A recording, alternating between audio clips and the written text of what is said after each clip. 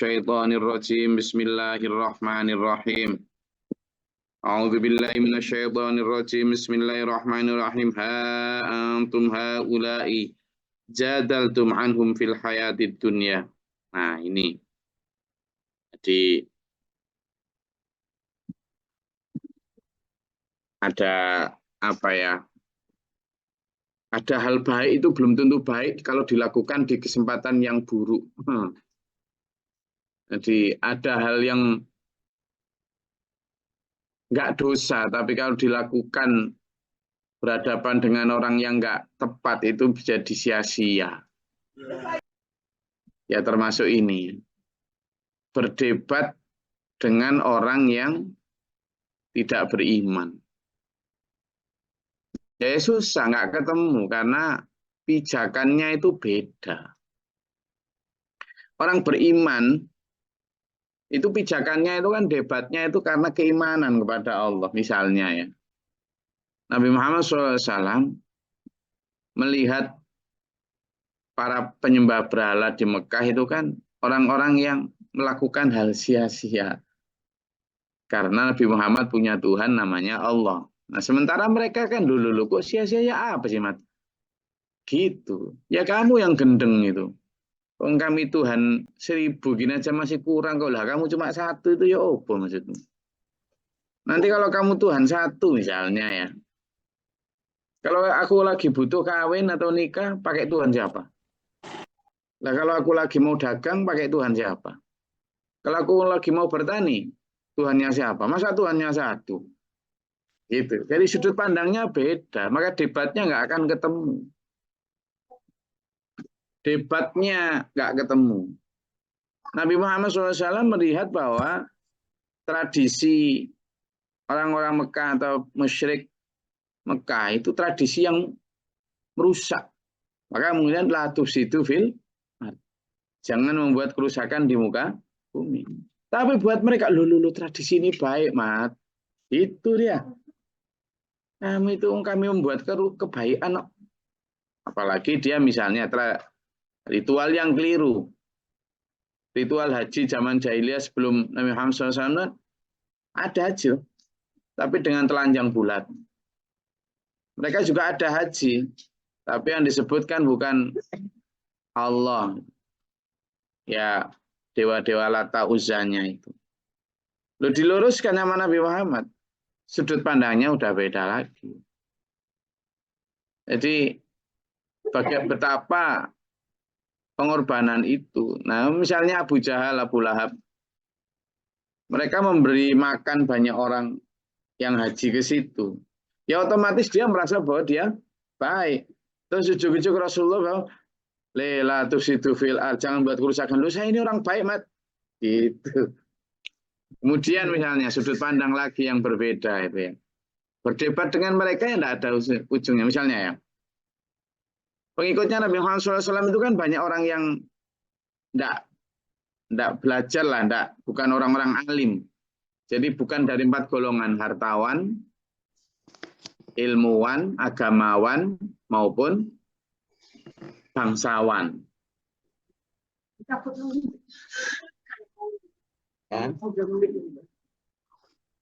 Jadi bukan dari golongan itu, wes. Terus kemudian mereka beriman kepada Nabi Muhammad SAW, ya karena memang jatah iman. Terus sama Nabi Muhammad SAW dibilang sama orang-orang musyrik itu, aminu kama amanan nas. Kalian tuh mbok ya imano kayak orang yang itu loh, orang-orang mukmin yang sudah beriman itu. Dan mereka bilang, loh anu minu kama amanas sufaha tomat.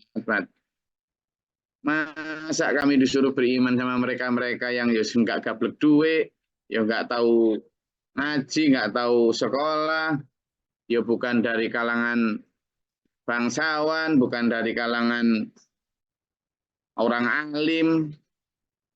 Itu orang-orang bodoh, orang tidak punya duit. Nah, berdebatnya apa? Kata Allah, ala innahum humus sufaha walakin la yash'urun. Ya alamun. Ingatlah bahwa sebenarnya mereka yang goblok itu, bodoh itu, cuma mereka tidak tahu. Lah kan jadi beda sudut pandang tuh. Rasulullah Muhammad SAW dan para sahabat itu di mata Allah orang hebat, orang cerdas, orang berilmu. Sementara orang-orang Mekah kafir musyrik itu adalah orang-orang yang bodoh. Nah, sebaliknya orang kafir Mekah musyrik melihat bahwa orang-orang yang ikut Nabi Muhammad SAW, termasuk Nabi Muhammad yang dikenal ummi, tidak bisa tulis itu yang bodoh. Kami ini orang-orang wah berilmu. Nah, berdebat seperti itu kan nggak nemu ujungnya. Maka di sini disampaikan di ayat 109 ini, a'udzubillahi minasyaitonirrajim. Ha antum haula'i, begitulah kamu. Kamu para pembela Tuhan yang membela ideologi tauhid, jadaltum anhum. Kamu berdebat dengan mereka, tapi waktu berdebatnya fil hayatid dunia. Pada saat masih di dunia ya nggak temu. Maksudnya apa? Kalau di dunia mereka masih bisa bantah tuh. Alibi bisa dibangun. Ya kan? Alasan juga bisa, bahkan saksi pun bisa disogok tuh. Kalau ada persidangan misalnya. Demikian pula perdebatan. Makanya saya enak sekarang itu lihat perdebatan di TV itu. Sudah enak betul itu. Enaknya gimana? Allah Allah. Yang dulu bela mau mati-matian. Sampai. Akhirnya zaman dulu juga ikut-ikutan mengidolakan orang yang sealiran sama sampean kan bela kan. Saya pelak balik menyanjung jilat habis-habisan sampai licin yang dijilatin itu. Lah kayak gitu. Maka berdebat dengan orang-orang semacam itu kata Allah sia-sia. Kenapa? Karena di dunia ini orang masih bisa memutarbalikkan fakta, bisa esok dele sore tempe. Ya itu maksudnya ayat 109 itu begitu. Tapi coba faman yujadilullaha anhum yaumal qiyamah. Tapi siapa yang bisa mendebat Allah nanti di hari kiamat? Siapa? Tidak ada. Coba di hari kiamat. Mendebat Allah itu. Padahal Allah punya seluruh bukti, seluruh saksi. Tidak bisa sudah. Diam sudah. Oke. Ngantuk? Ngantuk tak? Waktunya. Apa Mas Fardulin belum waktunya? Ini coba Mas Fardulin coba tunjukkan wajahnya coba. Ini tumben coba Mas Fardulin. Kameranya nyalain. Mana Mas Fardulin tadi? Mas Fardulin. Loh, dipanggil mana tadi? Itu Mas Fardulin tadi. Kameranya nyalain. Nah, terus speakernya nyalain. Nah, ini Mas Fardulin ini dulu satu kelas sama saya ini. Iya Mas Fardulin. Ya, Gus. Nah, ini satu kelas ini. Satu kelas pas sanawiyah. Ini. Tapi nggak tahu pada saat sanawiyah gitu, pelajaran matematika, biologi ada yang ingat?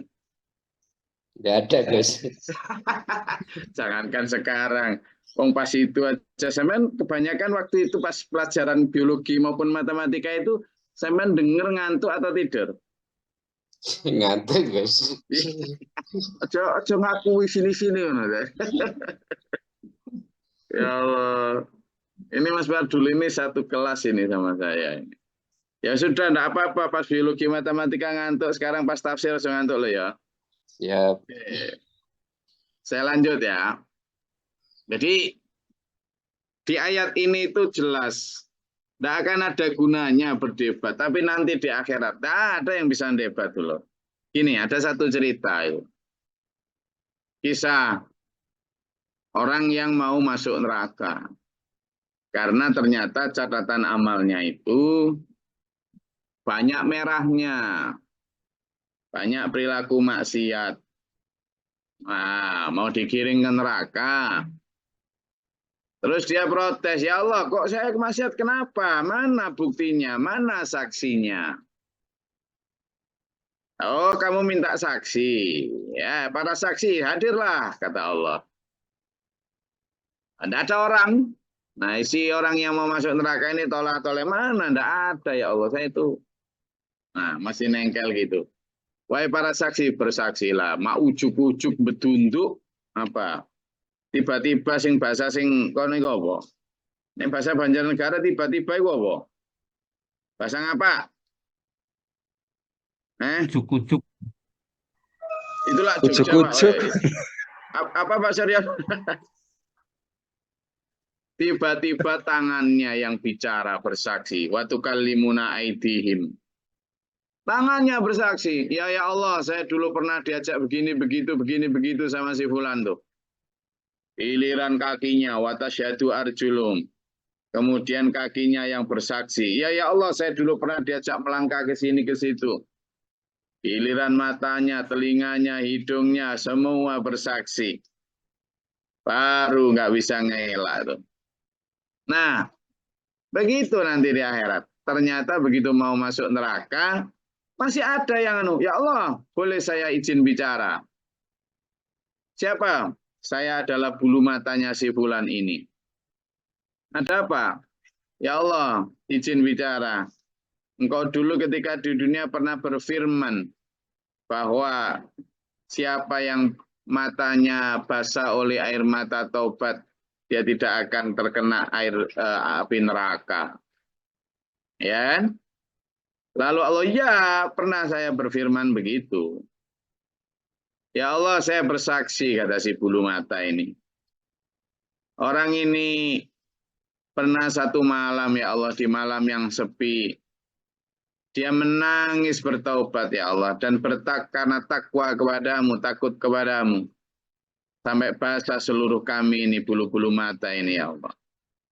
Nah, ternyata sama Allah, pertaubatan itulah yang membuat dia tidak bisa dan tidak jadi masuk neraka. Nah, dari riwayat itu, maka kemudian Allah menjadi satu, maka ini menjadi satu ini bagi kita bahwa di akhirat itu sudah tidak bisa lagi ada ini ammayakunu alaihim wakila. Apakah kamu akan menjadi pelindung bagi mereka? Tidak bisa sudah. Tidak ada. Di sini mereka bisa bersilat lidah.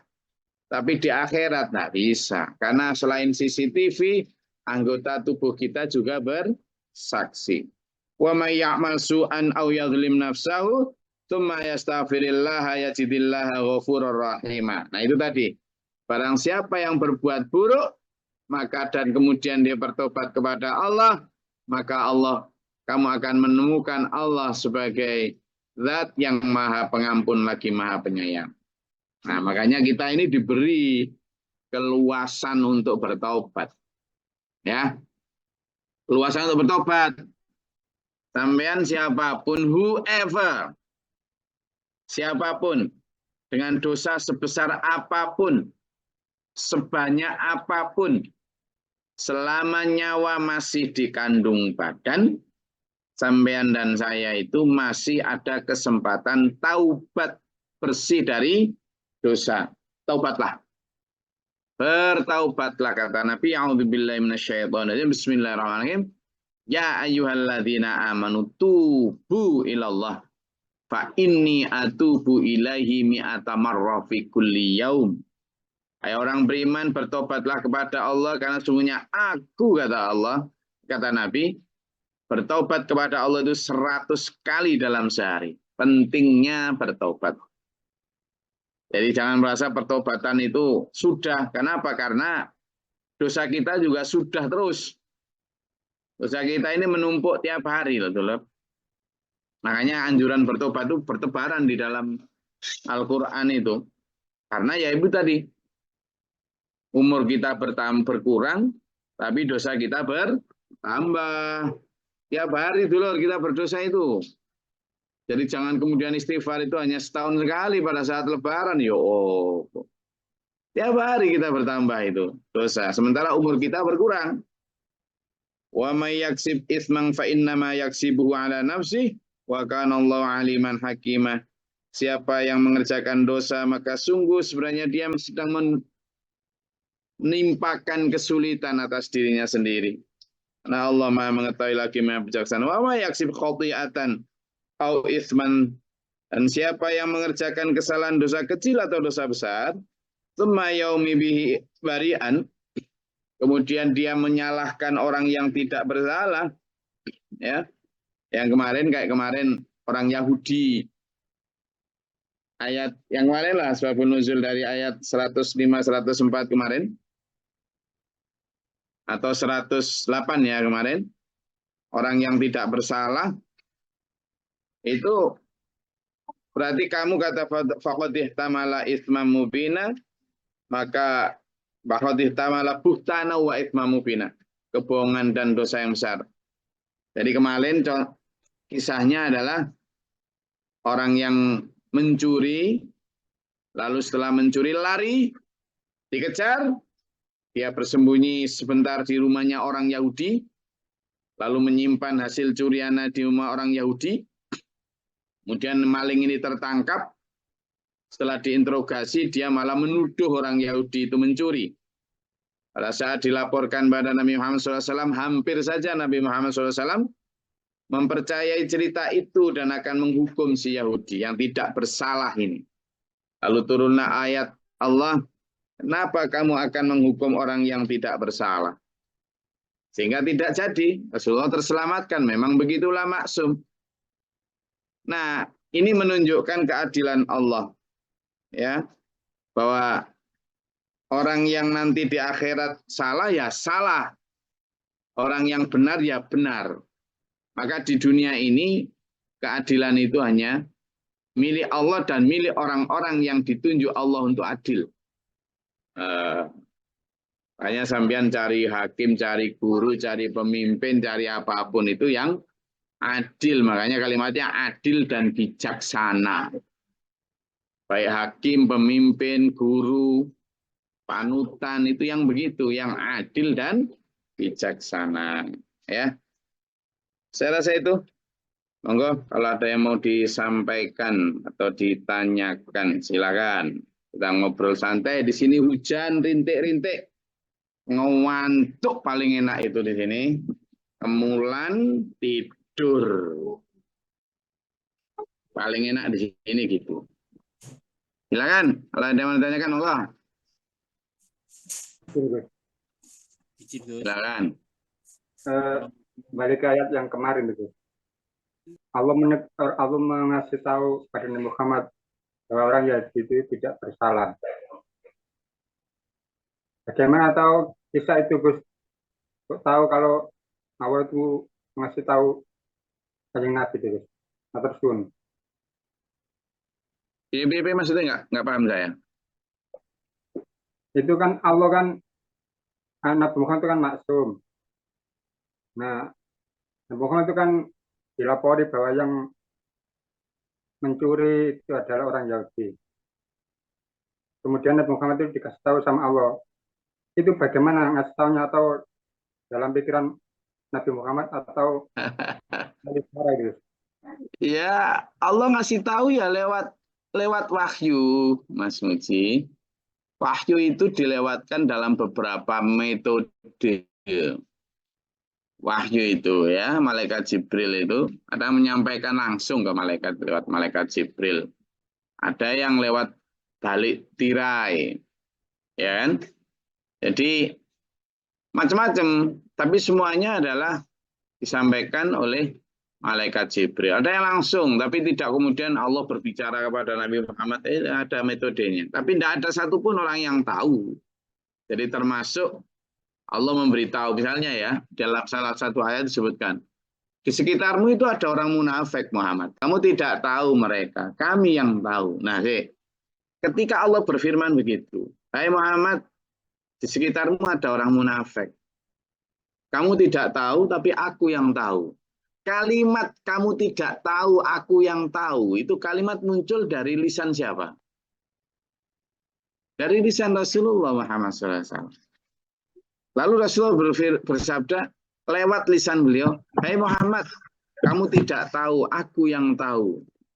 Gimana coba kalau enggak kata orang musyrik Mekah, "Loh, kalau kamu itu lo ngomong apa? Kamu yang ngomong kok kepada kamu itu gimana maksudmu?" Kan gitu.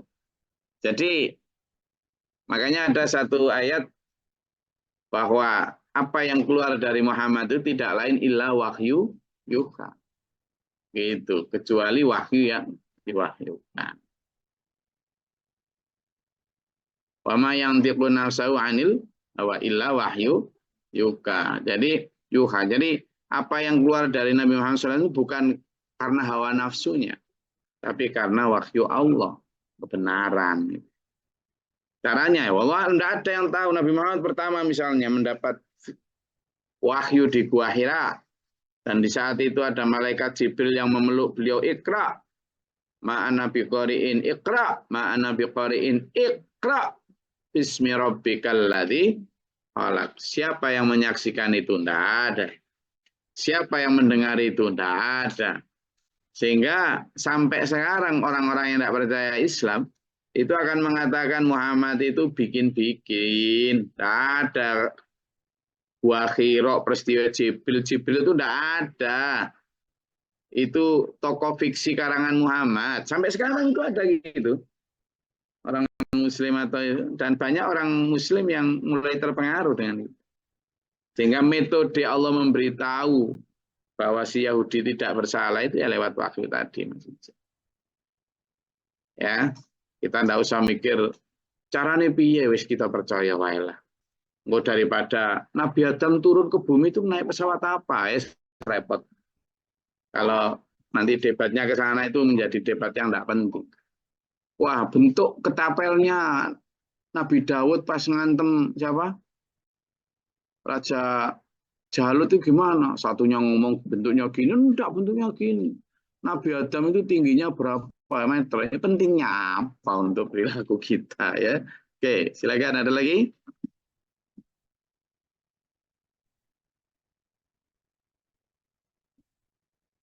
Ada yang mau disampaikan, tanyakan?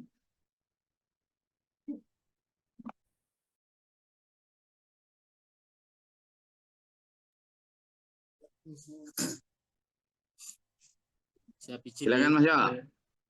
Ya, yang keras suaranya. Assalamualaikum warahmatullahi wabarakatuh. Waalaikumsalam. Suaranya jangan terlalu lemah, yang keras. Mohon izin untuk Gus Glory sama semua jamaah Zoom. Izinkanlah kami mohon doa untuk istri kami yang saat ini sudah 10 hari di rumah sakit. Mudah-mudahan Allah memberikan terbaik untuk istri kami. Demikian Gus. Bersuhun. Assalamualaikum warahmatullahi wabarakatuh. Assalamualaikum warahmatullahi wabarakatuh. Untuk istrinya Mas Yo. Mas Yo ini kepala cabang SPMA di Jakarta. Istrinya sedang sakit, sudah ber-10 hari di rumah sakit.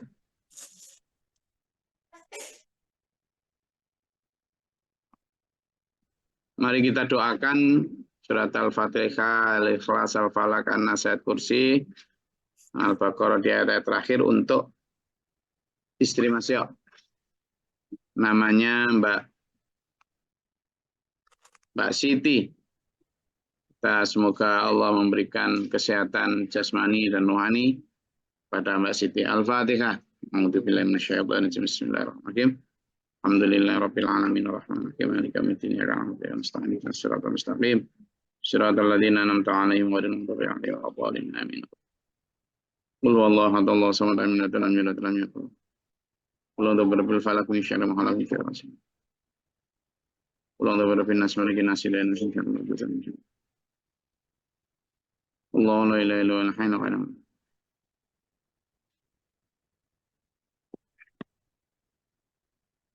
Lillahi ma fis samawati wa ma fil ardi. Kullu man billahi malaikatu wa kutubihi. Rabbana la tu'akhidhna in nasina.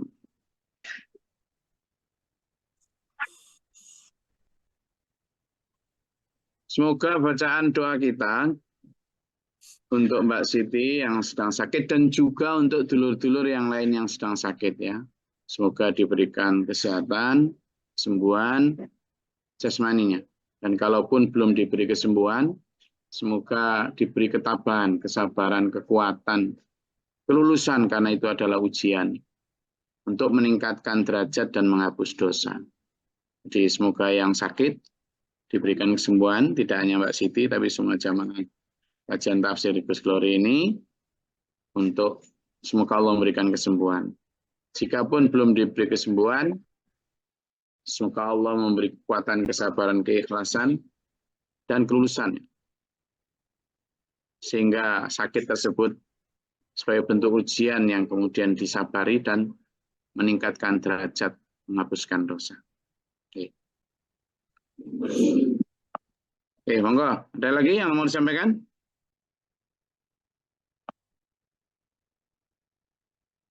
Terkait ayat 109 sampai 112.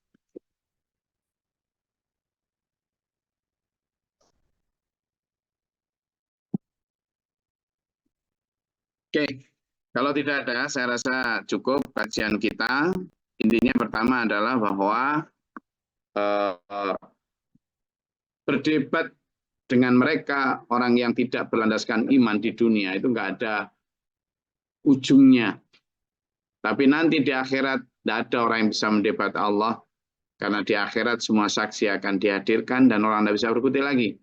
Karena itu kalau sekarang ada jumpalitan orang mengaku benar meskipun sudah terang-terangan keliru, orang mengaku adil dan jujur padahal curang dan berkhianat, sudahlah kita serahkan kepada Allah, bertawakal kepada Allah, karena nanti di akhirat tidak akan ada orang yang bisa bersilat lidah di hadapan Allah. Tadi saya ceritakan satu kisah tadi. Kemudian juga barang siapa yang mengerjakan satu kejelekan, sebenarnya dia mengerjakan kejelekan sendiri, tapi summa yaghfirillah, jika dia yastaghfirillah, jika dia minta ampun kepada Allah, maka Allah akan mengampuni. Maka sampai tak ajak untuk banyak minta rahmat apa kemarin? Rahmat tangis taubat, rahmat tangis syukur, rahmat tangis iman, rahmat tangis takwa. Ya, supaya yang kayak tadi, sehingga air mata kita bulu mata kita pun bersaksi nanti di akhirat untuk meringankan beban kita. Barang siapa yang berbuat dosa, maka itu untuk dirinya sendiri. Ya, karena Allah aliman hakim. Allah tahu kok, bijaksananya adalah memberi ampunan. Wa may yaksib khati'atan aw itsman tsumma yarmi bihi ya bari'an. Tapi ada orang yang kemudian menuduh orang lain atas perbuatan dosanya, Allah juga tahu. Maka nanti dia akan menanggung beban berat kebohongan dan dosa yang nyata. Karena itu, ayo kembali kepada kejujuran. Pertama, jujur adalah jujur terhadap diri sendiri. Pandai mengakui kesalahannya diri sendiri. Ya, jangan pandai melihat kesalahan orang lain, tapi pandai menghitung kesalahan diri sendiri. Sehingga kemudian bertobat dan diampuni Allah. Masih ingat dulu ciri orang yang beriman dan yang kafir? Ciri orang beriman adalah dia tahu kesalahan diri dan kekurangan pribadi sebelum mati. Sehingga ada kesempatan taubat dan perbaikan. Kalau orang kafir tidak percaya akhirat, dia tahu kekurangan diri setelah dalam kubur. Sehingga tidak ada kesempatan perbaikan atau taubat kecuali penyesalan dan siksa. Saya ulangi, kalau orang kafir itu tahu kesalahan diri itu ketika sudah dikubur. Baru tahu kekurangan diri. Kemudian dia tidak ada kesempatan taubat dan perbaikan kecuali penyesalan dan siksa. Tapi kalau orang beriman, itu tahu kesalahan diri dan kekurangan dosanya ketika belum mati, masih hidup. Sehingga kemudian ada kesempatan taubat dan itu yang menjadi ciri kita. Semoga Allah menganugerahi kita dengan rahmat tangis taubat, rahmat tangis syukur, rahmat tangis iman, rahmat tangis takwa, menjadi pribadi yang wirai hati-hati, menjadi pribadi orang yang banyak bersyukur dan bertobat kepada Allah. Ila akhiri hasil. Amin. Allahumma sholli wa sallim barik kelas. Allahumma fil lil mu'minin wal mu'minat muslimat. Allahumma atina fi man atayta wa afina fi man afayta wa lana fi man tawallaita barik lana fi man. Astaghfiruka wa atubu ilaika. Allahumma tafa'na al-bala' wa la ba'd al-muslimin. Rabbana wa la taj'alna fil qawmi dhalimin. Allahumma fa'al rabbana. Rabbana man afaktubna ma syahidin rabbana la tuzigh qulubana ba'da idh hadaytana. Rabbana waj'alna muslimin laka wa min dhurriyyatina ummatan muslimatan. Rabbana atina fid dunya hasanah wa fil akhirati hasanah. Rabbana afrigh lana sabra wa sabila. Wa ana rabbika rabbil izzati amma yasifun. Salamun alhamdulillahi rabbil alamin. Assalamualaikum warahmatullahi wabarakatuh. Waalaikumsalam warahmatullahi wabarakatuh. Allahumma arhamna bil Qur'an waj'alhu lana imaman wa nuran wa hudan wa rahmah. Allahumma dhakkirna minhu ma nasina wa 'allimna minhu ma jahilna warzuqna tilawatahu ana al-laili wa atraf an-nahar ja'alhu lana hujjatan ya rabbal alamin.